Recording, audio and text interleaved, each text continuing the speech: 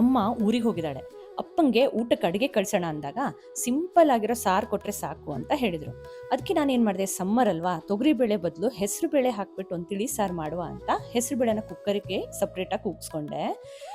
ಕುದಿಯೋ ನೀರಿಗೆ ಒಂದು 2-3 ಟೊಮ್ಯಾಟೊ ಹಾಕ್ಕೊಂಡು, ಕರಿಬೇವು ಹಾಕ್ಕೊಂಡು, ಅದು ಕುದೀತಿರುವಾಗ ಅದಕ್ಕೆ ಉಪ್ಪು ಮತ್ತು ಬೆಲ್ಲ, ಒಂಚೂರು ಅರಿಶಿನ ಪುಡಿ ಹಾಕ್ಕೊಂಡು ಟೊಮೆಟೊ ಚಂದ ಮಾಡಿ ಬೇಯಬೇಕು, ಆ ಥರ ಕುದಿಸೋದು. ಚೂರು ಹುಣಸೆ ಹಣ್ಣಿನ ನೀರು ಹಾಕೋದು.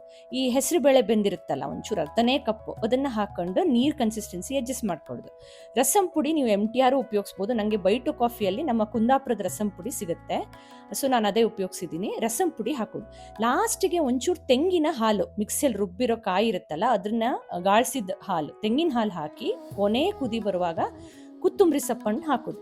ಒಗ್ಗರಣೆಗೆ ತೆಂಗಿನ ಎಣ್ಣೆಯಲ್ಲಿ ಸಾಸಿವೆ, ಉದ್ದಿನಬೇಳೆ, ಜೀರಿಗೆ, ಒಣಮೆಣಸು ಹಾಕೊಂಡು ಮೇಲ್ಗಡೆ ಒಂದು ಒಗ್ಗರಣೆ ಕೊಟ್ಟರೆ ಹೆಸರು ಬೇಳೆಯಲ್ಲಿ ಒಳ್ಳೆ ಉಡುಪಿ ಸ್ಟೈಲ್ ಸಾರು ರೆಡಿ.